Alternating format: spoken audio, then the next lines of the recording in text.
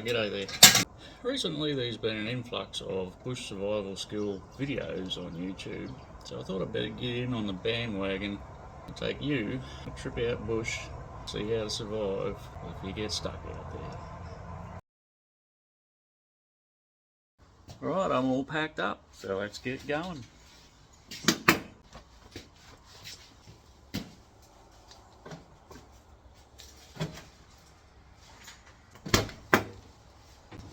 Wait, I better take you with me.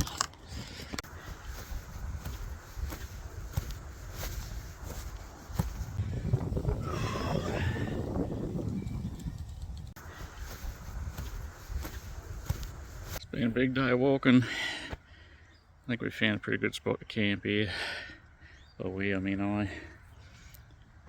Gonna pull up here for the night. Oh, g'day there. So, welcome to day one of my bush survival challenge. I've come out here with nothing, to this remote location. Had a pretty rough night's sleep. It was pretty cold last night. I've got nothing with me except my pocket knife, and feeling pretty hungry. Haven't eaten for 7 weeks, so I'll have a bit of a look around, see if we can forage up some breakfast. There we go, eh?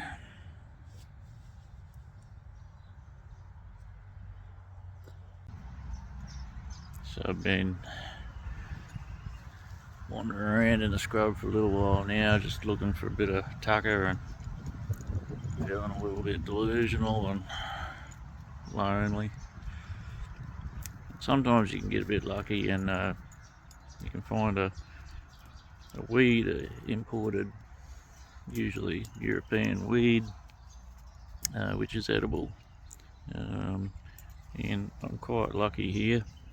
I found this weed while I've been wandering around with nothing but my bush skills. These are actually quite good, can be quite tasty, good for stews, and mallow I think it's called. I think it's an Egyptian weed. Can actually be a lifesaver if you get stuck out in the scrub. Pretty good.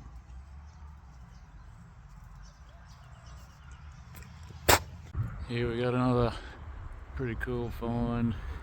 These things are great for making the house look pretty. You put them in a vase, and lost in the bush, they can be quite handy.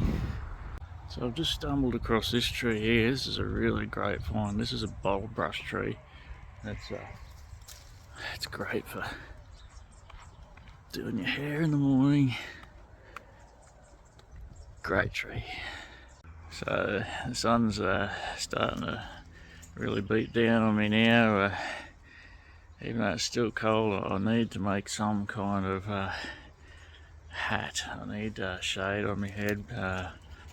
It's critical for survival in the bush. So I've come across this perfectly native looking tree here,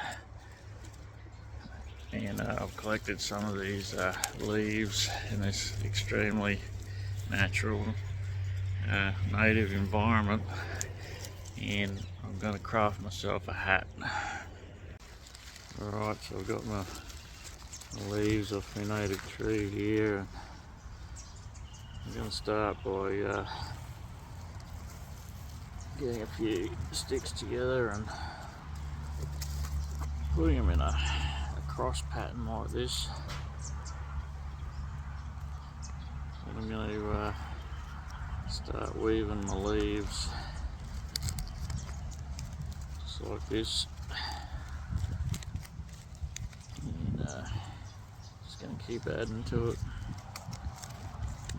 like this.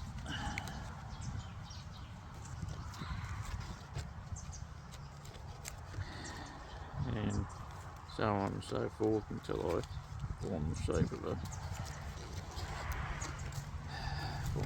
a hat, which will sit nicely on my head. I'll come back to you. Yeah, so I'm just about done. about got it done. Things are looking pretty good actually. I think I might feel pretty proud of this one. Yeah, looks pretty good I reckon. Should do the job anyway. So right now I'm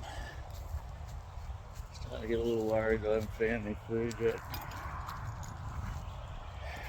Wild animals are at me. I have to keep kicking them away, and I'm really getting a little concerned about the food situation. Hang on a second. Yeah, this is a great find. I can't believe this. This might be a lifesaver for me. Come across this tree. This tree is called a pork strip tree. It's unbelievable actually. This is a lifesaver. This tree here grows bacon. Carefully take it off. Better than any supermarket bacon, I can tell you. Shops don't make bacon like this, fresh off a tree. I feel like my luck's really turning around now. I found that bacon tree. I'm going to have a crack at climbing this tree. I can see a nest right up there. It's a big old silky oak growing natively in this native forest. So let's see how we go. We'll have a crack at climbing up here. Here we go.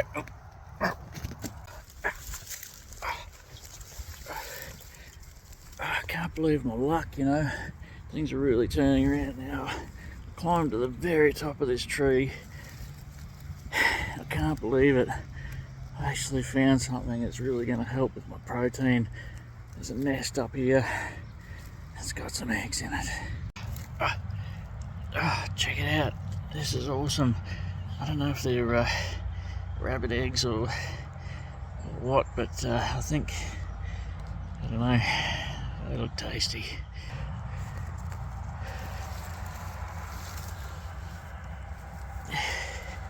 They're gonna make an awesome bit of bush tucker for breakfast this morning. Wait, did you hear that? Sounds like a native rooster.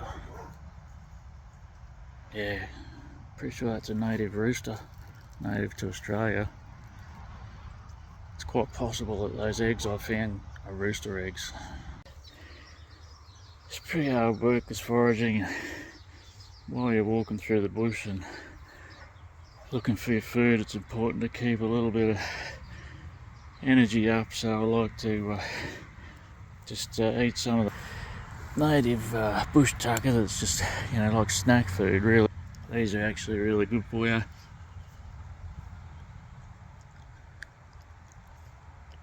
Pretty tasty. But it's important to eat. Native flowers are actually a really important source of food when you're out in the bush. The native flowers have been eaten for thousands of years. Some of them have been quite a staple, and when you find one that you know is going to be good for you and tasty, you should get excited. I found something in this tree that could also be a lifesaver for me, and I'm pretty excited.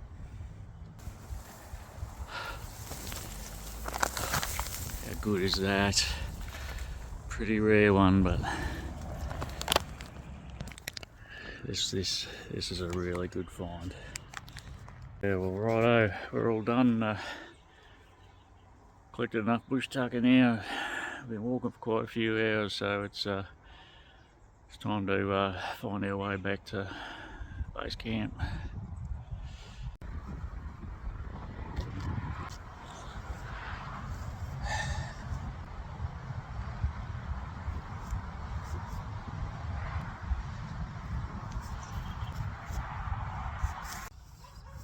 Welcome to day 2 of my bush survival skills video. Finally made it back to base camp after walking all night in circles. Probably should have left a trail of breadcrumbs or something. But anyway, that's another story. All we need to do now, make a fire to cook our breakfast. Yesterday's breakfast. Easiest way to do that is by rubbing 2 sticks together. Pretty lucky here, I've found a nice meadow. It's probably been nicely groomed by native cows or something. So this is how you make fire.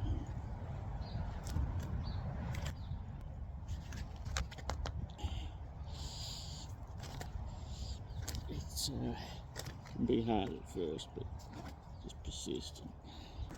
So once you got that fire really roaring, and you got some nice hot coals going, it's time to put the fry pan on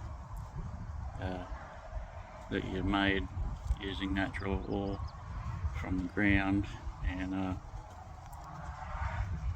yeah, forged that one up last night on my way home to the camp here.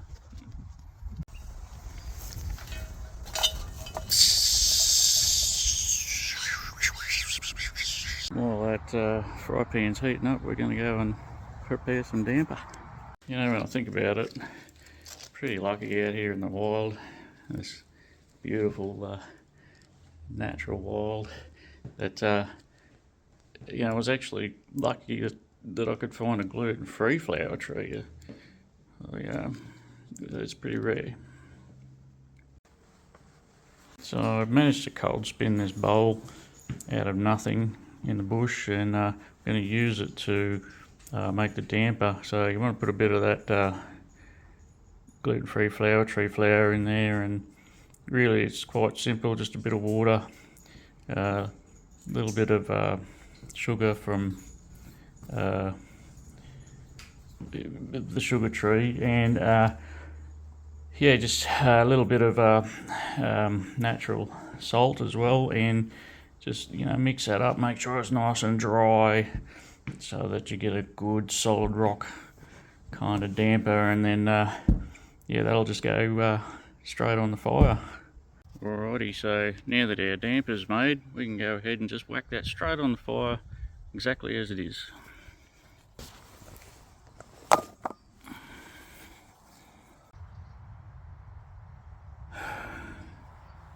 Things have been a bit tough. Really don't know what's happened the last few days. I think it's about day 14, just judging by the growth on the trees. I think my damper should be just about ready by now. Let's see how we go. Yeah, I was right, that damper's just about ready. It needs a little bit longer, but I think we'll be right to start cooking up the rest of that bush tucker I found. So stick with me on this one. I need your support. That fry pan is looking nice and warm now, so we can go ahead and start cooking our foraged food.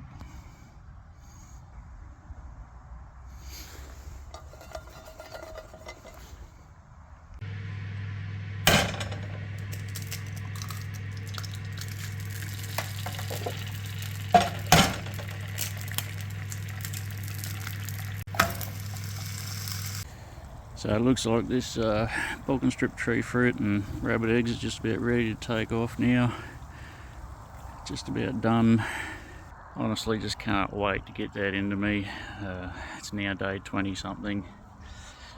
Looking forward to a good feed. I think that damper's ready too. Oh yeah. Well, it's now day 307. I've managed to cook up a pretty decent bush tucker feed, I think. It should keep me going till I can get back to the comfort of home. I think I did pretty well. There you have it, an all natural bush tucker feed straight from the bush. So judging by the cloud direction and the length of the grass and some other stuff, it's about day 365. Feeling pretty content and full from that meal I had 340 odd days ago. So I think that brings us to the end of our bush challenge, and it just shows that it's quite easy to survive in a hostile environment out in the Australian bush with nothing but a pocket knife, and you got a little bit of know-how. So we'll leave it at that, and I'll start heading home. Thanks very much for watching.